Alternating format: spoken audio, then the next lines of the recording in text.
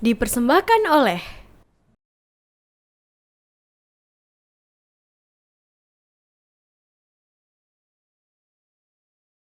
Bismillahirrahmanirrahim. Assalamualaikum warahmatullahi wabarakatuh. Pemirsa TVmu dimanapun Anda berada, apa kabarnya nih? Mudah-mudahan pemirsa semuanya selalu dalam keadaan sehat walafiat. Amin. Dan senang sekali karena program podcast TV Show bisa kembali hadir membersamai Anda semuanya bersama dengan saya, Vini Auliani. Dan kali ini podcast TV Show bekerja sama dengan Mentari TV for MCH MPKU PP Muhammadiyah dan juga dengan USAID, di mana kali ini kita akan berbincang-bincang membahas mengenai perawatan bayi prematur bersama dengan narasumber kita yang sangat kompeten di bidangnya. Tentunya ada Dr. Retno Nurhayati SPA Biomed dari Rumah Sakit Umum Aisyah Bojonegoro, dan juga ada perawat Ibu Tri Jelita Dewayanti Eskep NS dari Rumah Sakit Umum Aisyah Ponorogo yang saat ini sudah terhubung secara virtual bersama kami di studio. Untuk itu langsung saja kita sapa keduanya. Halo, Assalamualaikum Dr. Retno dan juga Waalaikumsalam. ya Ibu Jelita juga di Ponorogo. Sehat ya Dr. Retno dan Bu Jelita? Alhamdulillah, Kak Vini sehat ya. Sehat, Alhamdulillah Kak alhamdulillah. Vini. Alhamdulillah. Baik, terima kasih sebelumnya juga untuk Dr. Retno dan juga untuk Bu Jelita. Kita alhamdulillah sekali bisa terhubung nih walaupun jauh ya melalui virtual. Dr. Retno di Bojonegoro dan Ibu Jelita ini di Ponorogo. Nah, kita kali ini akan membahas mengenai bayi prematur. Dari mulai mengenai perawatannya, juga pengertiannya seperti apa. Untuk itu saya boleh ke Dr. Retno dulu terlebih dahulu ya Dok ya.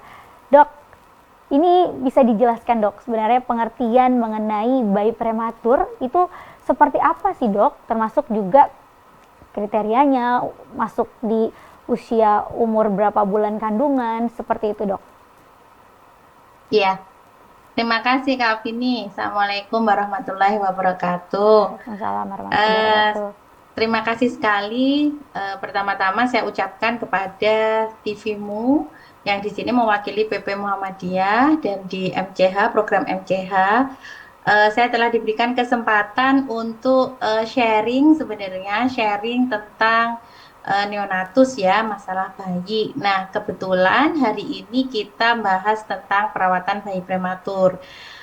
Tadi Kak Vini sudah bertanya nih, sebenarnya kriteria prematur itu seperti apa gitu. Jadi, bayi prematur secara definisi adalah semua bayi yang lahir usia gestasi atau usia kehamilannya ketika bayi itu dilahirkan kurang dari 37 minggu. Jadi bayi ini memang kurang bulan. Nah, untuk kriteria kurang bulannya memang secara umum semakin kecil bayinya pasti akan semakin lebih tingkat maturitas atau kematangan dari fisiknya memang berkurang. Jadi dibagi ada late preterm itu 36-35 minggu, jadi mendekati matang nih, tapi dia tetap prematur. Kemudian ada juga yang sampai ke ekstrim. Jadi ekstrim itu yang kurang dari 28 minggu. Jadi semakin bayi itu dilahirkan muda atau kurang dari 37 minggu, maka dia akan semakin kurang matang. Sedangkan untuk berat badan, memang kriteria berat badan itu tidak selalu bahwa bayi yang lahir dengan berat badan di bawah 2,5 itu prematur. Jadi ini dua hal yang berbeda. Tetapi dominannya bayi prematur memang paling sering diikuti dengan BBLR atau berat badan lahir rendah.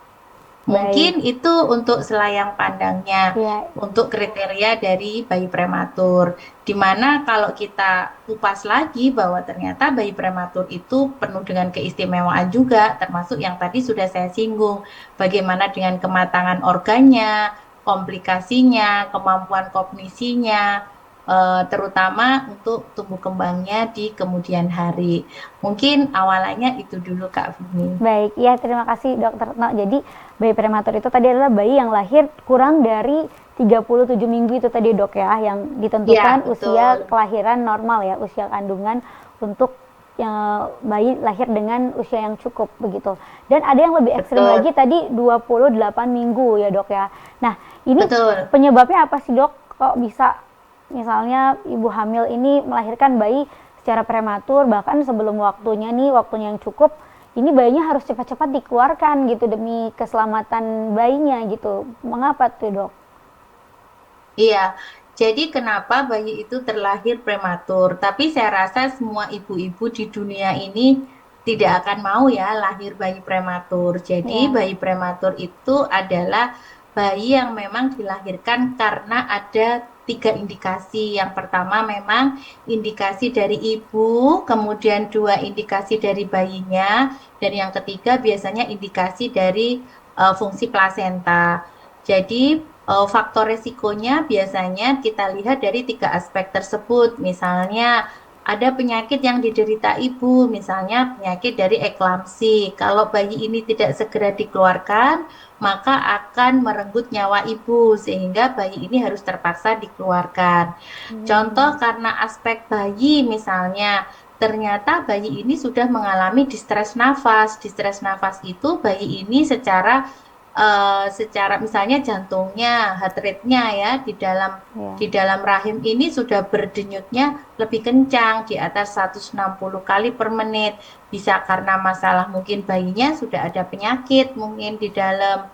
Nah, itu juga bisa dilahirkan secara prematur. Dan yang ketiga, mungkin masalah dari disfungsi dari plasenta, misalnya eh, apa namanya ada infeksi misalnya, sehingga bayi itu harus segera dikeluarkan. Jadi prinsipnya bahwa kenapa bayi lahir prematur itu adalah karena indikasi dari suatu keadaan yang menyebabkan ketika dia tidak segera dilahirkan itu akan mengancam dua nyawa. Sehingga kelahiran prematur ini memang sebaiknya dihindari dengan jalan pemantauan ANC yang lebih baik. Mungkin Baik. itu beberapa Ya, faktor yang menyebabkan prematur. baik. Jadi ini memang perlu tindakan langsung karena ini menyangkut keselamatan dua-duanya ya dok ya, keselamatan ibu dan juga Betul. bayi itu sendiri sehingga harus segera dikeluarkan walaupun mungkin usianya belum cukup bulan dan jadi bayi Ya, prematur ya, lahir secara prematur. Nah, ini juga bagaimana nih dengan tumbuh kembang bayi prematur. Namun sebelum kita membahas lebih dalam tentang tumbuh kembang bayi prematur, nih dokter Retno, boleh saya ke Ibu Jelita dulu ya dari sisi perawatannya nih sebagai perawat untuk bayi. Nah, Bu Jelita bisa dijelaskan juga nih Bu Jelita jika ternyata harus lahir secara prematur nih, bayinya lahir dengan keadaan prematur, perawatan yang tepat jadi seperti apa nih Bu Jelita? Ya, terima kasih Kak Vini. Ya, jadi untuk perawatan yang tepat itu karena bayi prematur sudah dijelaskan sama Dokter Retno, gitu. Tadi bahwa ada beberapa tantangan untuk bayi prematur itu. Yang pertama adalah pasti bayi itu karena dia kecil dan badannya sangat luas, luas permukaannya itu lebih luas dibanding sama permukaan badan, sama berat badannya. Jadi adik itu pasti akan mengalami hipotermi.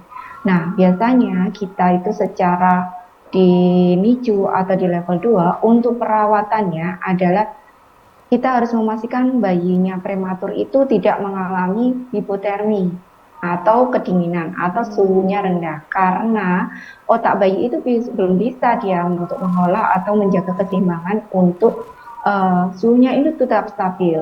Jadi di awal itu pasti kita akan memberikan perawatan yang benar-benar untuk menjaga suhu tubuhnya itu sesuai dengan seperti dalam kandungan ibunya. Terus kita rawat di inkubator, kalau yang di rumah sakit. Kemudian kita lakukan pemberian nesting. Jadi nesting itu seperti sangkar atau berbentuk Sangkar. oval yang seperti rahimnya ibu. Karena rahim ibu itu kan bentuknya Hangat oval ya. ya. Oh, oval iya. Dia biar hangat dianya. Nah, itu yang pertama kali kita lakukan. Jadi menjaga hipotermi. Terus ada lagi nih pernafasan. Nah, pernafasan inilah kita sesuai ya kalau di keperawatan karena kita mitra dengan dokter, jadi kita sesuaikan dengan apa sih yang dibutuhkan bayi, apakah nanti pernapasan ini dia memakai alat bantu atau tidak. Yang jelas Mbak Vini, untuk bayi prematur itu adalah suhu yang kita jaga benar-benar adalah suhu. Kemudian untuk kulitnya, bayi prematur itu kan sangat tipis ya. Jadi resiko untuk terjadi infeksi.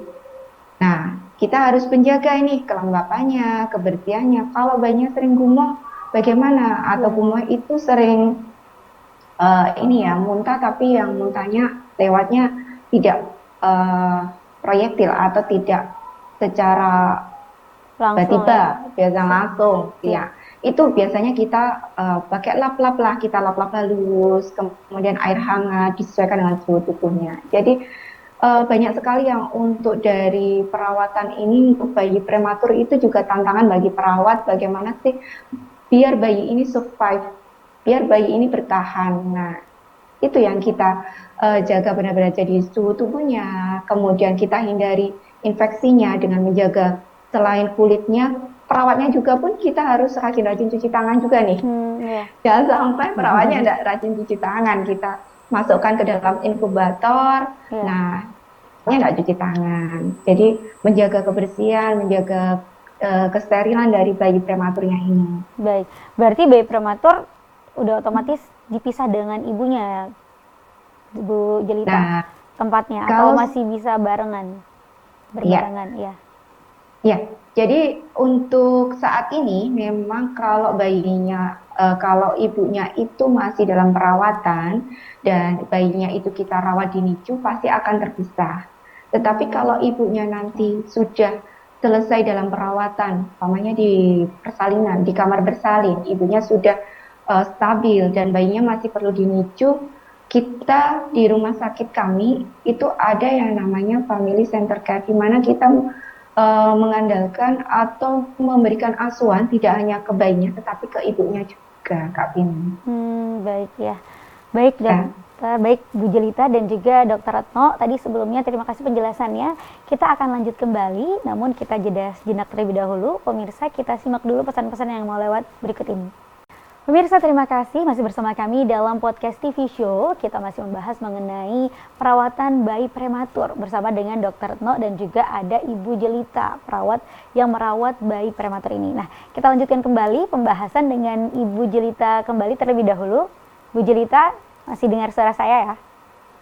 Ya, masih Kak Vini. Masih ya. Di tempat. Ya, Bu Jelita, kita lanjutkan lagi. Tadi Bu Jelita dari segi keperawatan sudah menjelaskan bahwa bayi prematur ini harus dirawat sedemikian rupa, terutama suhunya ya, sehingga tempatnya berbeda dari ibu, perawatan ibu, dan mungkin nanti bisa digabungkan jika sudah cukup kondisinya. Nah, ini ketika bayi prematur itu kondisinya tadi masih memerlukan perawatan khusus gitu, apakah boleh ibunya ini sering-sering juga menggendongnya atau menyentuhnya begitu, Bu Jelita? Oh iya, baik Kak Vini. Untuk bayi prematur itu tidak semua ya Kak Vini yang masuk NICU, tetapi ada juga yang masuk NICU. Kalau yang masuk NICU masih boleh ibunya gendong, namanya kangaroo mother care. Menyentuh boleh. Jadi kita sudah tidak memberikan batasan untuk berkunjung. Jadi kalau di rumah sakit kami sudah family center care, di mana ibu itu tidak hanya berkunjung, tetapi kita sama-sama bagaimana merawat bayinya ibu ini, dan ibu ini siap untuk merawat bayinya saat di rumah. Jadi kita seperti keluarga, di mana nanti kalau saat ibu ini nanti bayinya sudah waktunya latihan kangaroo atau digendong kangaroo. Nah, biasanya ibunya kan kalau dulu kita belum FCC, itu kita pasti ada batasan waktu. Jadi sekitar cuma 15 menit datangnya. Tapi kalau sekarang, rumah sakit manapun juga mungkin sudah menerapkan dari FCC ini ya. Jadi tidak ada batasan waktu untuk ibu untuk mengunjungi atau bahkan dekat dengan bayinya. Sangat boleh sekali, karena dengan menggendong, nyentuh, itu akan mengurangi stres dari ibunya sendiri, stres dari bayinya, kemudian akan mempercepat dalam penyembuhan karena ada bonding attachment itu tadi ya Kak Vini. Jadi dia akan tercipta keterikatan antara ibu dan bayinya. Baik, jadi begitu boleh ya Bu Jelita ya? Boleh, sangat boleh Kak. Ya. Dan kemudian kira-kira ini bayi prematur ini berapa lama sih dok memerlukan perawatan di rumah sakit, dan berapa lama juga nih udah boleh pulang lanjut perawatan di rumah? gitu. Oke, memang tadi sudah disampaikan juga ya sama Mbak Jelita bahwa kita tidak ada pembatasan waktu pasti gitu ya. Kalau Ya. prematur itu harus dirawat sekian hari gitu. Dan kita juga perlu tahu tadi yang seperti saya jelaskan bahwa prematur juga dibagi ada late preterm sampai mild, very sama extremely prematur. Semakin dia muda lahir, maka perawatannya juga bisa lama. Misalnya bayi-bayi kecil di bawah 28 minggu yang berat badannya di bawah 1000 misalnya, itu pun bisa lama. Kadang kami di rumah sakit kami kadang ada bayi 1 bulan, 2 bulan kita baru memulangkan. Karena kriteria memulangkan itu adalah kriteria yang tidak hanya melibatkan dari kondisi fisik dari bayi, tetapi juga kecakapan dari anggota keluarga untuk merawat bayi prematur ini ketika di rumah. Makanya kenapa tadi ada family center care adalah untuk mempersiapkan bayi itu ketika kita sudah stabil, bayi sudah tidak pakai oksigen, bayi sudah tidak pakai selang infus, maka bayi itu segera dilakukan KMC. KMC itu Kangaroo Mother apa namanya care, tapi juga tidak hanya ibunya, tapi juga bisa dilakukan orang lain, misalnya KFC bisa ya, Kangaroo Father Care juga bisa. Jadi bayi ini akan lebih proper dilakukan metode kanguru dibandingkan kan banyak nih beberapa orang tua bayi prematur yang dok saya kalau pulang harus punya inkubator, dok saya harus sewa di mana. Sebenarnya Allah itu sudah memberikan inkubator yang luar biasa yaitu tubuh kita sendiri, tubuh ibunya sendiri dan bapaknya sendiri atau boleh mbahnya atau boleh anggota keluarga yang lain. Karena dengan pemberian metode kanguru, seorang bayi itu diletakkan langsung dada ketemu dada semuanya.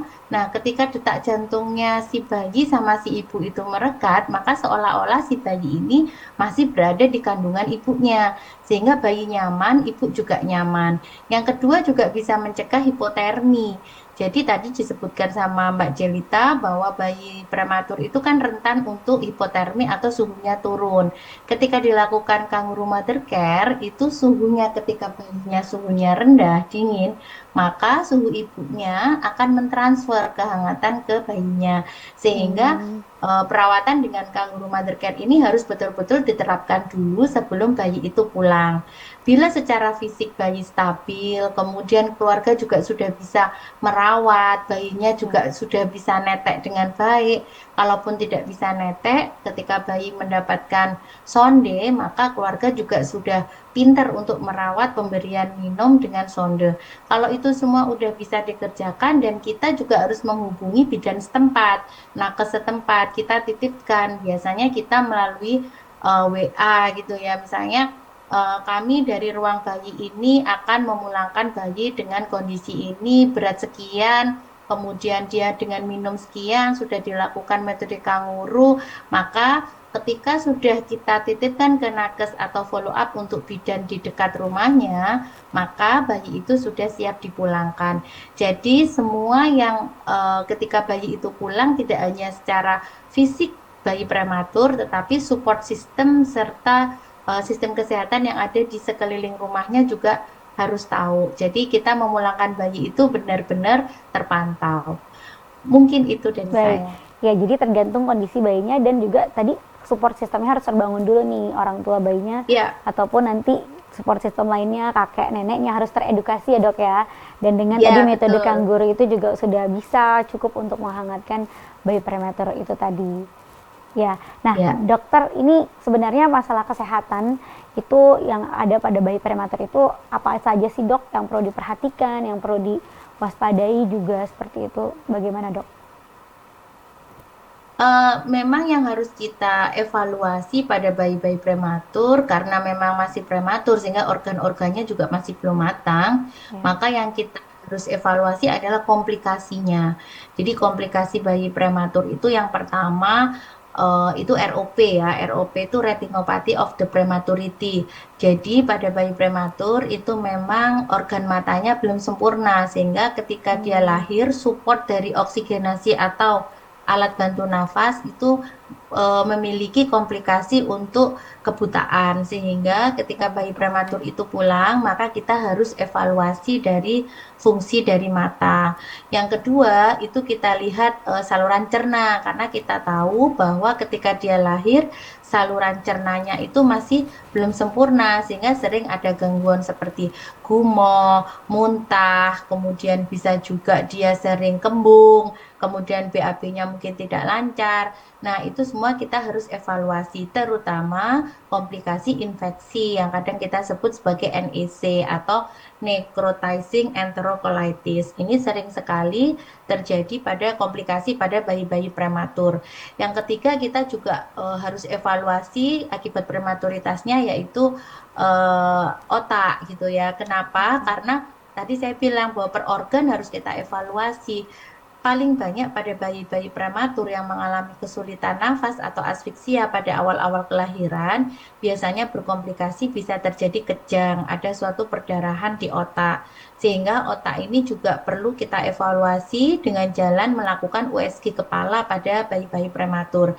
Sehingga ketika ada perdarahan di awal, kita bisa mengantisipasi.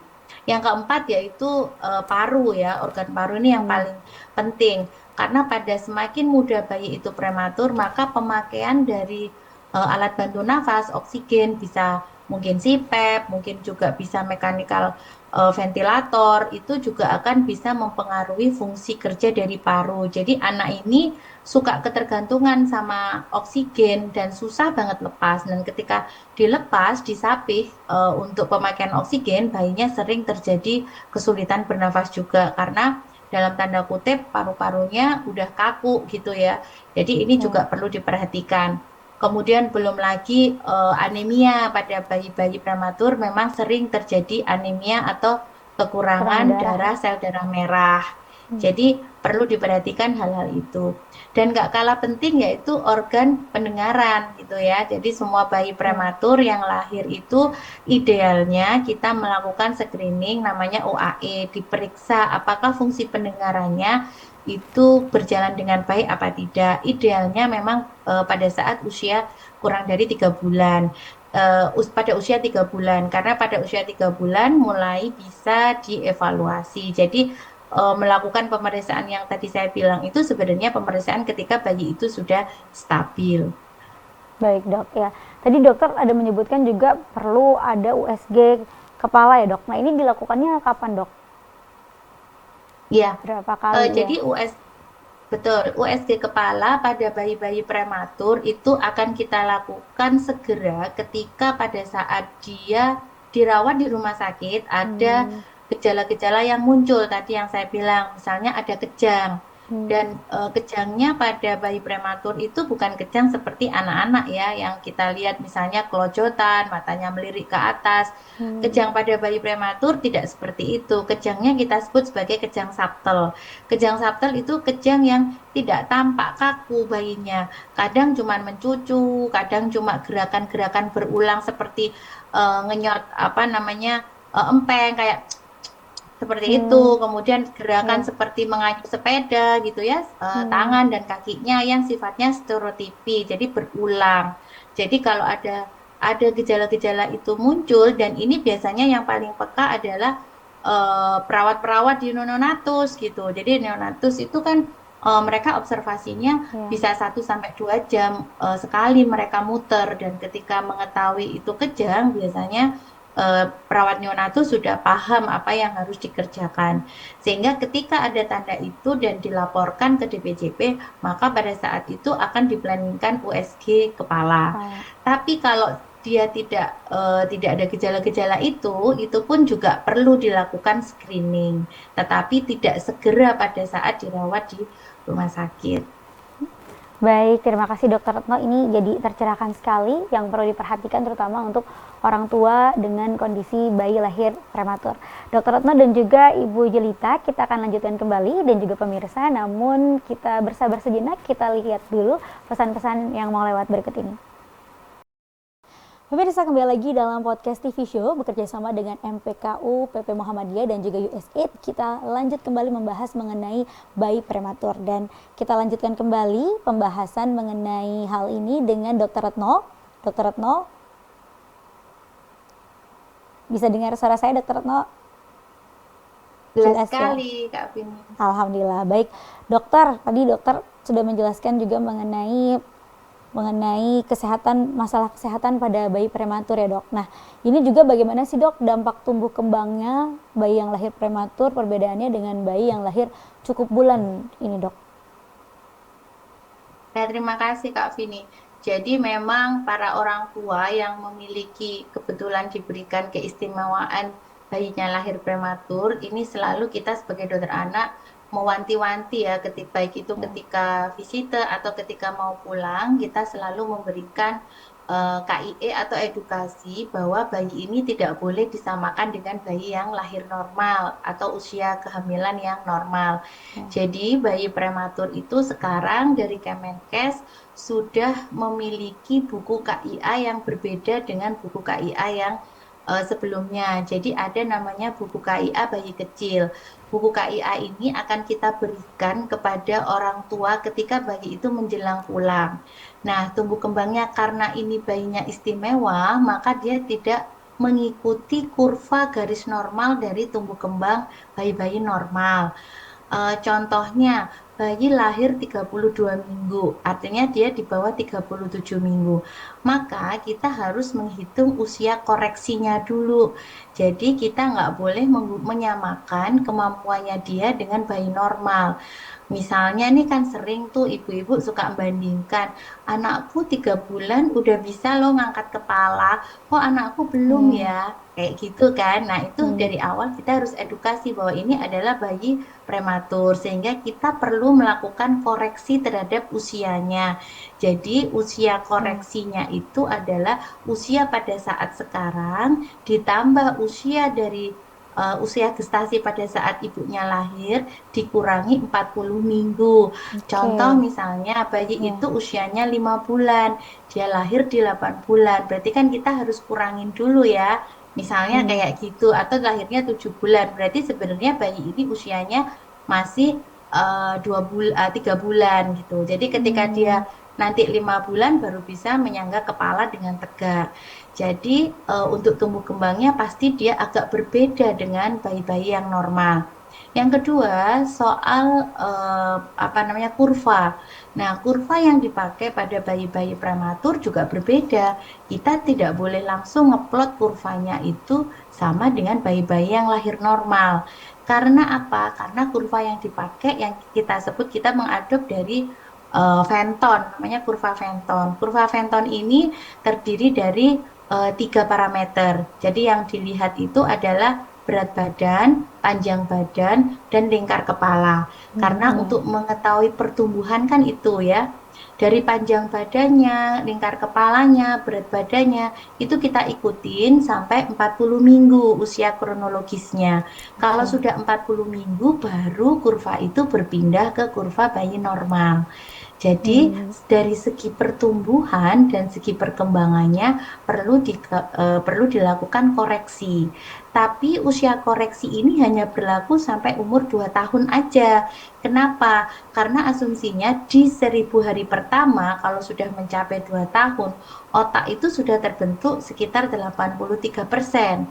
Sehingga ketika 2 tahun kita tidak boleh lagi membedakan, oh ini bayi prematur, oh ini bayinya dulu normal. Sehingga kalau kita mendapat bayi prematur itu kita harus mati-matian mengejar di 1000 hari pertama. Terlebih-lebih ketika di 6 bulan pertama kita harus penuhi nutrisinya, stimulasinya, kemudian kita evaluasi komplikasi yang bisa terjadi, sehingga kita tidak mendapatkan lagi dimaklumi bahwa ketika nanti pas umur 3 tahun, 4 tahun, oh ini dulu kecil, nggak apa-apa dia kecil. Enggak, karena ketika ketika kita bisa merawat bayi prematur itu optimal, kita pantau di kurva Fenton, kita berikan nutrisi yang bagus, ternyata tumbuh kembangnya bisa mencapai tumbuh kembang yang seperti anak yang normal.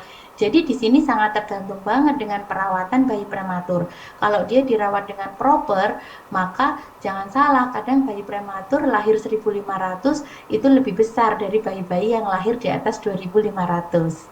Baik. Mungkin itu Iya. hewan saya. Jadi kita perlu fokus pada 6 bulan pertama tadi atau sampai 2 tahun ya, Dok ya, untuk Iya, jadi mengejar betul, ketertinggalannya itu. betul. Jadi di 6 bulan pertama itu kan kurva itu kan sangat menanjak sekali ya.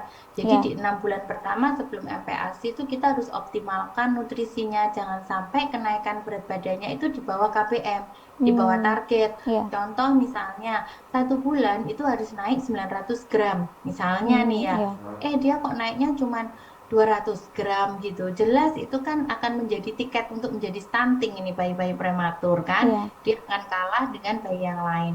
Jadi kenapa bayi prematur itu kontrolnya akan lebih sering, bahkan bisa tiap 2 minggu, kemudian 2 minggu bagus tiap bulan.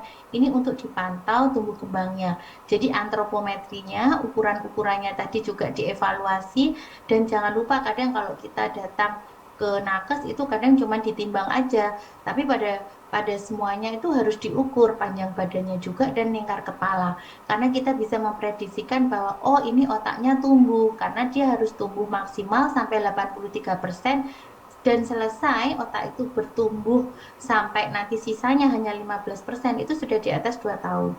Jadi kalau kita mau effort di atas 2 tahun untuk meningkatkan kemampuan otak itu adalah peluangnya kecil, sehingga bagaimana kita mengoptimalkan di 2 tahun pertama. Baik. Jadi jangan khawatir juga dengan ibu yang melahirkan bayi secara prematur karena ini bisa Ya, dikejar ketertinggalannya itu tadi sampai 2 tahun ya, maksimal ya, Dok ya. Ya, tadi cara betul. menghitungnya gimana, Dok? Cara menghitungnya misalnya bayinya lahir prematur 2 bulan atau 5 bulan dikuranginnya gimana, Dok? Biar kita tahu atau kita tidak berkecil hati nih Uh, para orang tua dengan bayi prematur. Jadi namanya usia koreksi. Jadi Ya. usia koreksi itu adalah usia ketika bayi itu datang. Jadi usia bayi itu saat ini Hmm. ditambah usia kehamilannya dikurangi Hmm. 40 minggu. Misalnya Iya, ibunya ya. melahirkan di usia 32 minggu nih. Ya, Bayinya datang periksa di usia 4 bulan. 4 4 bulan bulan. kan 16 minggu. Oke. 16 ditambah 32 minggu kan 48. Ya. Dikurangi 40 minggu. 40 minggu itu apa namanya fix ya, jadi Ya. angka yang dianggap sudah aterem. Jadi ketemunya 48 dikurangi 40 minggu jadi 8 minggu. Jadi bayi ini setara umurnya masih 2 bulan. Jadi nggak bisa Ya. disamain. Bayiku emang 4 bulan belum bisa menyangga kepala, terus matanya belum fokus. Iya, karena usia koreksinya sebenarnya dia masih 2 bulan gitu ya. Sehingga Hmm. kita nggak bisa menyamakan dengan anak-anak yang cukup bulan. Dan itu kadang yang membuat galau nih ibu-ibu yang anaknya prematur gitu Iya, ya. karena kan Padahal kadang suka sebenarnya dibanding atau iya membanding-bandingkan ya, Dok betul, ya. Oh, ya suka baik. dibandingkan. Jadi sebenarnya kita Hmm. harus menghitungnya. Tapi Ya, hari ulang ulang tahunnya nggak tahunnya berubah ya, nggak berubah tetap Kak ya, Dok. Vindi. Iya, Tidak hari ulang tahunnya dikoreksi. tetap ya, hanya untuk mengetahui tumbuh kembangnya nih berdasarkan bulan normalnya ya, karena kan lahir Iya, prematur itu tadi. Baik, ini jadi ketemu nih dikurangin rumusnya nih. ya. Ya, jadi mudah-mudahan ibu-ibu dengan bayi prematur nggak usah galau-galau. Kalau ada yang banding-banding kan tenang. Ini anak saya masih umur segini kok gitu ya. Bulannya jadi Iya, agak tenang ya, Dok ya. Baik. iya betul. Ya, sekarang saya dari segi perawatan ke Suster Jelita nih ya, Bu Jelita. Ini kan tadi Iya. kita ada secerca harapan nih dengan untuk orang tua dengan bayi prematur bisa mengejar ketertinggalan. Nah, agar perawatannya juga maksimal gitu. Ini perawatannya dari hal yang paling mudah mungkinnya mandi nih. Cara memandikan bayi prematur nih bagaimana nih? Suster Jelita, apakah ada yang berbeda, ada yang harus diperhatikan atau sama aja dengan bayi cukup bulan? Bagaimana nih, Bu Jelita? Ya, Ya.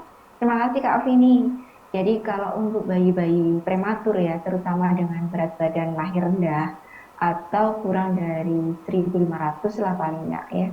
Jadi kita akan menunggu waktu dalam Hmm. artian bayi itu sudah bisa mengatur suhu badannya sendiri. Dalam arti kalau dia masih di inkubator, dia kita hanya lap-lap. ya kita cuma TK namanya. Tapi kalau dia sudah mulai di KMC sekitar 1.200 sampai 1.500 KMC sudah bisa. Kemudian kita pakai KMC yang kontinu dengan dimana ibunya selalu berada di dekatnya bayi. Jadi kita ada yang namanya kamar singgah, Mbak. Kamar Kamar singgah itu tinggal. buat ibu-ibu ya, ada untuk bayi prematur. Nah, kita khususkan kalau ibunya mau KMC kontinu, nah kita selalu mengecek suhu badan. Suhu badannya, oh ternyata dia sudah bagus, sudah tidak pakai inkubator, dia sudah bagus karena inkubator alami atau KMC itu sudah ada di diri ibunya atau bapaknya. Nah, itu kita bisa memandikan. Memandikan bayi prematur itu pun juga harus sesuai. Kalau seumpamanya suhu badannya itu dia di bawah 3, di bawah 36,5, jadi kita hanya TK saja, tidak usah sampai memasukkan bayinya ke air, tidak dicemplungkan Atau ke bak ya, dalam iya, ke bak mandinya. Jangan Iya, ya, tidak Sus usah ya. masukkan. Tetapi hanya di CK saja kalau kita di bawah 36,5 atau kita stabilkan dulu suhu badannya. Oke, karena bayi itu kan sering gumoh ya, kalau terutama kalau bayi dengan usia di bawah 32 minggu atau di bawah refleks hisapnya belum bagus, dia akan sering gumoh. Nah, itu pun juga kalau tidak diseka ataupun tidak dimandikan akan berakibat infeksi, Kak Vini. Jadi Iya. harus memperhatikan si bayinya, kebersihan bayinya. Nah, kalau suhu badannya sudah stabil di atas 36,5, air. Itu pun kita suhu pada air juga harus harus disesuaikan. Paling normalnya 372 lah, 372 atau 37 sampai 372 derajat Hangat berarti Celcius. ya, Dok. Suster cerita ya. Harus hangat Caranya, ya. cara ibunya nanti kalau Iya. cek ini, kalau tidak ada termometer ya pakai Iya. siku. Kita Pakai pakai siku. siku. Oh, Nah, oh dia sudah hangat apa belum? Bisa hangat kuku, dia bisa untuk dimasukkan. Terus lingkungan juga harus diperhatikan, Mbak Vini. Iya. Jadi kalau AC-nya dingin ya dimatikan. Nggak boleh ada hembusan angin yang masuk. Jadi jangan memandikan bayinya dengan di depan pintu yang dibuka, AC. depannya persawahan, anginnya Ada angin-anginnya kencang. anginnya kencang. Nah, adanya hipotermi lah itu Jangan. jadinya. Iya. Jangan. Jadi tutup pintu, AC-nya dimatikan dulu. Kemudian kalau jendela ada ya ditutup dulu, ya ditutupi semua, baru pastikan bayinya ini aman. Kemudian sudah dia tidak kedinginan. Kemudian kalau seumpamanya jenengan masih menyiapkan masih menyiapkan sabun, nanti bisa lah adanya ditutup sama anduk dulu. Baru nanti dipakai sabun dengan diwasrap halus, kemudian baru dicemplungkan di air, dimasukkan ke dalam air. Baik. Nah, segera nanti setelah itu baru segera dikeringkan dengan handuk yang sudah dihangatkan. Monggo, kalau ada penghangat ya sudah dikeringkan aja. Kalau kita di rumah sakit ada yang namanya infant warmer. Jadi infant warmer itu kalau habis mandi kita hangatkan di situ. Tapi kalau di rumah kan tidak ada, Kak Vini, ya sudah kita hangatkan dengan handuk segera. Kemudian nggak usah pakai kalau dulu untuk tali pusat masih dikasih pakai kapas ya, Dok, atau kasa? Ya, Suster sekarang cerita ya. sudah dibuka aja. Oh, jadi nggak usah ditutup pakai kasa ataupun kapas begitu ya? Ya. Dibuka aja. Dibuka aja. Yang penting bersih, kering dan bersih. Jadi keringkan bayi kalau setelah mandi itu keringkan sama tali pusatnya juga dikeringkan. Kemudian di pemakaian pampasnya buat bunda-bunda yang mungkin punya bayi prematur, kalau pakai pampasnya ada di bawah tali pusar, jangan diterangkupkan di atasnya tali pusar. Iya. Baik, jadi aman ya. Tali pusar itu jangan aman, gitu. Iya. Jadi nanti biar dia kering, biar kita tahu bayi tetap bersih, tidak kena air pipis. Pipisnya kalau bayi cowok kan dia kadang pipisnya ke atas ya, nah itu biar kering juga. Ya, satu lagi nih. Sama apa itu, Suster? Sama apa satu lagi, Suster? Jangan pakai bedak ya. Karena jangan pakai bedak ya. Iya. sekarang zaman dulu ya biasanya orang tua suka memberikan bedak ya. Kalau nggak pakai bedak itu kayak nggak mandi. Iya, Nah, jangan pakai bedak betul. sama gurita. Oh Nah, iya iya, gurita gurita itu jadi udah sudah nggak perlu tidak lagi ya, Bu disarankan. Jelita Ya, ya. Iya, kalau mau pakai kaos kaos dalam yang kecil buat bayi itu pakai kaos dalam aja, monggo. Tapi baik. kalau gurita jangan, dia akan menghambat pernafasan pada bayi karena bayi itu bernafasnya lewat perut Perut. sama dada. Baik, ini Ya. informasi yang sangat bagus sekali ini karena kita kadang-kadang masih mengikuti saran-saran ataupun mitos ya dari orang tua zaman dulu gitu. Ini bagus sekali. Terima kasih Bu Jelita informasinya dan kita akan lanjutkan kembali namun kita lihat sejenak pesan-pesan berikut ini. Terima kasih pemirsa masih bersama kami dalam podcast TV Show. Kita lanjutkan kembali pembincangan kita mengenai bayi prematur dengan Dr. Retno dan juga ada Suster Jelita.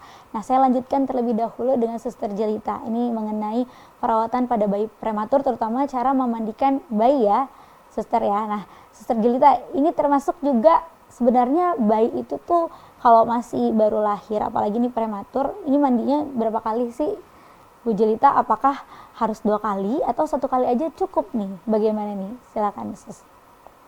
Ya, baik Kak Vini. Jadi kalau bayi prematur dengan berat badan ekstrim BBLR, kita biasanya cuma 1 kali. Hmm, Bila masih dalam perawatan, kita sehari 1 kali. Itu pun kalau dia masih kelihatan, kita hanya menyeka atau mengganti pampers bayi. Jadi hanya mengganti pampersnya. Tetapi ya. kalau sedang di rumah, dalam perawatan di rumah, itu bisa bunda-bunda atau nyumam ya biasanya untuk para mama yang alhamdulillah dikaruniai seorang bayi prematur bisa 2 sampai 4 kali dalam seminggu. Tergantung bayi itu sering kumo atau muntah atau tidak. Kalau sering gumoh bisa dilakukan 1 kali sehari, tergantung berat badan. Tapi kalau berat badannya sudah mencapai 1,5 sampai 2 kilo dan suhu tubuhnya sudah stabil ya dalam artian dia tidak terkadang bayi 2 kilo sudah tidak mau di PMK, KMC atau eh, digendong kanguru, itu biasanya sudah siap untuk dia sudah bisa survive di lingkungan sekitarnya. Jadi bisa dimandikan, monggo kalau mau 2 kali bisa. Tapi kalau di bawah 1.500 dan berat badannya masih belum, suhu badannya belum bisa stabil, itu nanti bisa 2 sampai 4 kali dalam seminggu. Seminggu. Jadi sehari bisa 1 kali, 1 monggo. kali ya. Oke, baik. Terima kasih Suster Jelita. Dan saya ke Dokter Retno kembali. Nah, ini tadi Dokter Retno kan sempat menjelaskan juga bahwa perkembangan bayi prematur nih bisa dikejar ya di 2 tahun pertama agar bayinya juga dijaga nutrisinya. Nah, ini kan terkait dengan nutrisi bayi baru lahir. Ini kan asupan ASI kan sangat penting. Namun untuk bayi prematur apakah ada perlu asupan lain, nutrisi lain selain dari ASI eksklusif? Ini bagaimana, Dok? Oke, terima kasih ya Kak Vini. Jadi untuk pemberian nutrisi untuk bayi prematur ini mungkin agak berbeda dengan bayi-bayi yang ATR atau bayi cukup bulan. Jadi ada 4 prioritas. Yang pertama pasti prioritas pertama adalah ASI. Kenapa harus ASI? Bayi prematur itu paling cocok atau paling suitable untuk untuk ASI-ASI yang prematur. Jadi ASI yang dikeluarkan oleh ibunya itu kan ASI prematur. Itu komposisinya sesuai dengan bayi prematur. Sehingga itu prioritas pertama. Jadi ASI ibunya sendiri. Tetapi bila karena kondisi medis tertentu, misalnya ibunya preeklamsi atau ibunya kejang harus dirawat di ICU misalnya dia tidak bisa memberikan ASI, maka pilihan kedua adalah ASI donor untuk bayi prematur. Jadi ASI donor pun kita harus selektif sekali, sebisa mungkin juga ASI yang dihasilkan oleh ibu-ibu yang juga punya bayi prematur yang seumuran, itu yang prioritasnya ya. Tetapi kita perlu ingat bahwa untuk menjadi seorang donor ASI itu kan tidak mudah ya sekarang, harus di screening dulu ASInya, apakah seorang ibu itu punya penyakit tertentu, kemudian juga bagaimana komposisi, apakah bayi yang mendapatkan pendonor ASInya ini bayinya udah besar, itu kita harus screening juga. Pilihan yang ketiga adalah pemberian HMF. HMF itu Human Milk Fortifier. Jadi dia semacam protein tertentu yang ditambahkan ke dalam ASI untuk menambah kalori supaya bayi prematur ini mendapatkan berat badan yang cepat atau istilahnya catch up grow. Nah, pilihan yang terakhir ketika tiga yang di atas itu tidak tersedia, maka kita terpaksa harus memberikan pendamping ASI untuk bayi prematur. Pendamping ASI bayi prematur istilahnya kita berikan susu formula. Jadi susu formula itu menjadi pilihan yang paling akhir.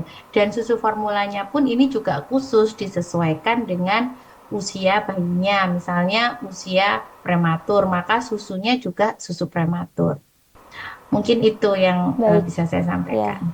Baik, terima kasih dok. Jadi itu tadi asupan-asupan tentunya ASI eksklusif dan tadi juga ada nutrisi tambahan ya yang perlu ditambahkan ke ASI bagi bayi prematur. Nah ini saya kembali lagi ke Suster Jelita.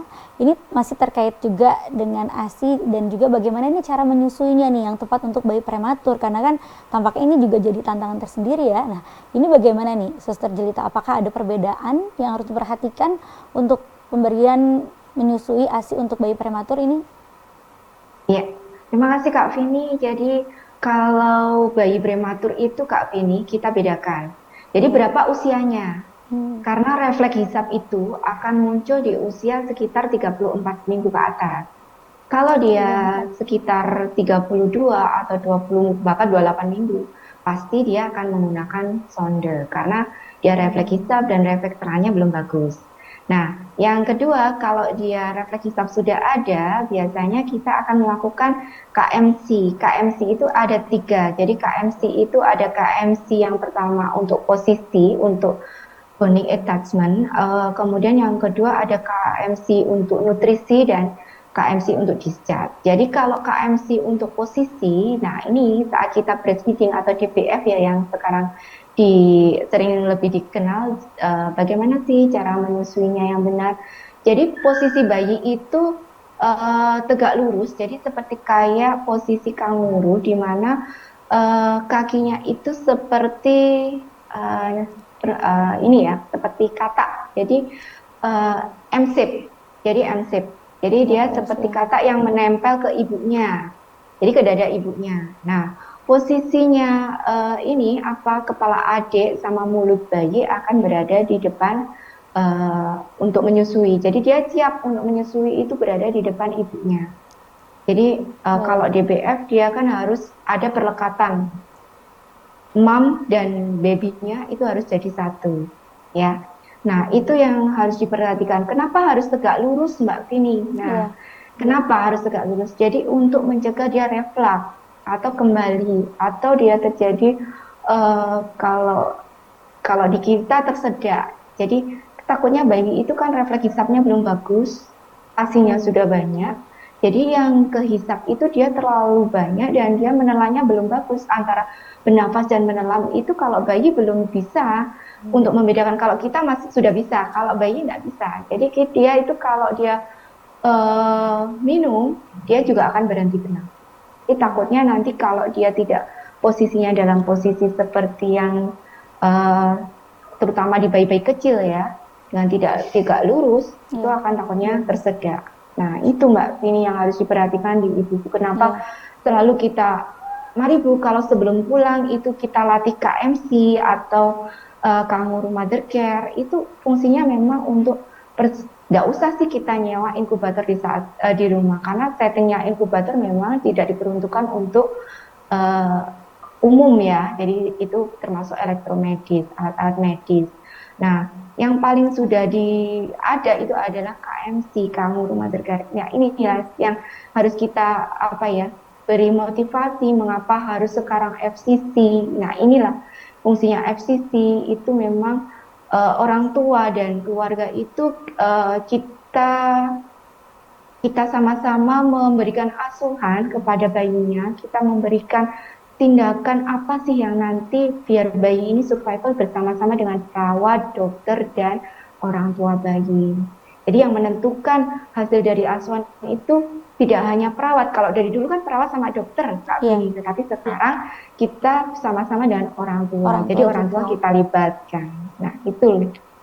Baik, baik, terima kasih Bu Suster Jelita tadi atas penjelasannya, dan saya kembali lagi ke Dr. Retno. Dr. Retno ini boleh berikan juga kesimpulan Dr. Retno dan juga harapan, jadi harapan untuk bayi prematur jangka panjangnya seperti apa, juga kesimpulan closing statement, pesan-pesan juga ini dokter bagi orang tua dengan bayi kelahiran prematur. Silahkan dokter.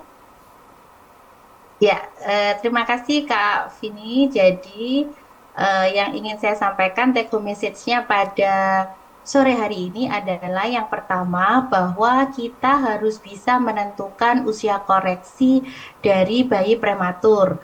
Yang kedua, kita harus bisa memonitor komplikasi yang bisa terjadi pada bayi prematur karena ini nanti berhubungan tumbuh kembangnya.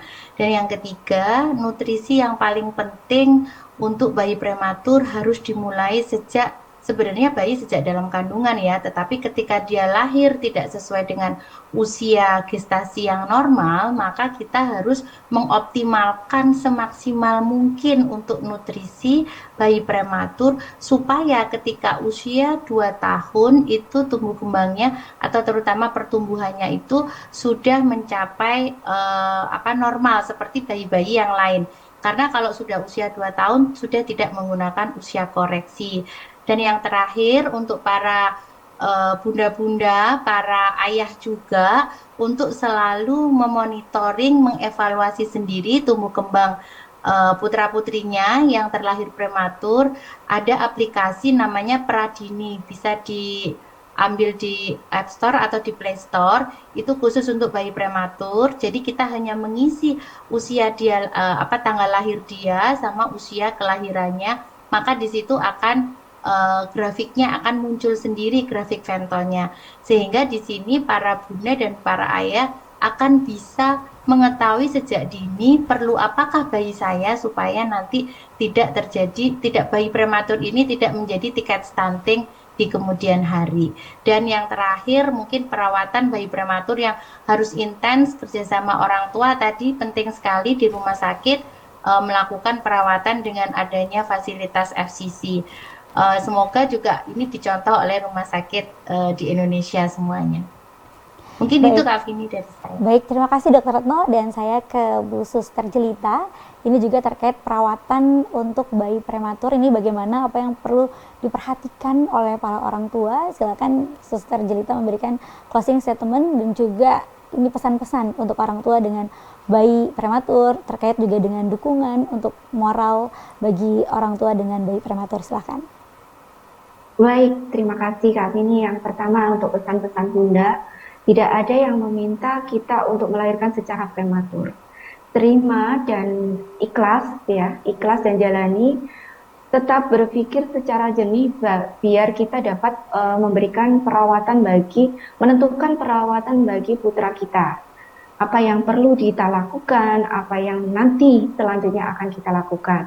Terus perawatan yang di rumah yang perlu diperhatikan kepada para bunda-bunda, jaga tetap sehat untuk bayinya, karena bayi prematur itu rentan dengan sakit nih. Bila di lingkungannya itu ada yang sakit, pasti akan cepat sekali tertular. Nah, jaga kesehatan di lingkungan sekitarnya jenengan, hindari rokok untuk para bapak-bapak, terutama untuk bapak ataupun kakek bila dalam satu rumah itu ada yang merokok, hindari dulu kalau ada bayi prematur.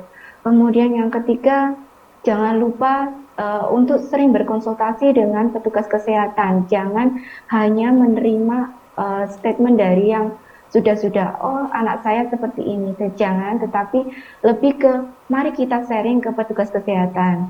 Dan banyak sekali sekarang grup-grup prematur yang sudah ada di rumah sakit, terutama di rumah sakit kami juga akan membentuk grup prematur yang akan kita pantau apa ada keluhan atau ada mungkin perlu evaluasi lah untuk adiknya. Baik kita pantau, baik dari telenursing yang setiap 1 minggu sekali akan kita lakukan, monggo bisa dilakukan. Lebih lagi Kak Vini, terutama ASI dan ASI, karena memang ASI itu yang baik buat untuk bayi, terutama kalau ASInya prematur.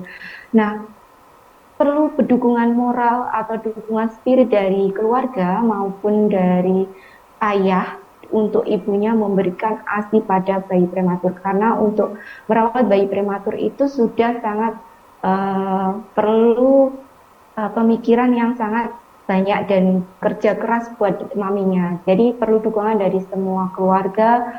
Bagaimana sih untuk bayi ini tetap survive, tidak stunting seperti yang Dokter Retno katakan tadi. Kemudian bagaimana sih tumbuh kembangnya juga bagus, tidak mengalami keterlambatan atau delay. Itu yang mungkin bisa saya sampaikan Kak Vini. Semoga ibu-ibu yang prematur tetap bahagia dan tersenyum, tidak bersedih dan tidak menyalahkan diri sendiri. Baik. Itu yang mungkin bisa saya sampaikan. Baik, terima kasih Ibu Suster Jelita atas penjelasan ini, sangat bermanfaat sekali dan juga mencerahkan bagi kita semuanya, terutama orang tua dengan bayi prematur. Terima kasih Ibu, dan juga tadi sebelumnya ada Dr. Retno. Terima kasih Dr. Retno. Dan pemirsa TVmu, tidak terasa kita sudah sampai di penghujung acara ini. Tiba saatnya kami semua, saya Vini Auliani bersama seluruh kerabat kerja yang bertugas, kami mohon pamit undur diri. Terima kasih sudah menyaksikan episode kali ini mengenai bayi prematur, persembahan dari Mentari TB for MCH PMPKU PP Muhammadiyah, juga bekerjasama dengan USAID. Dan jangan lupa untuk saksikan podcast TV Show dalam episode-episode selanjutnya.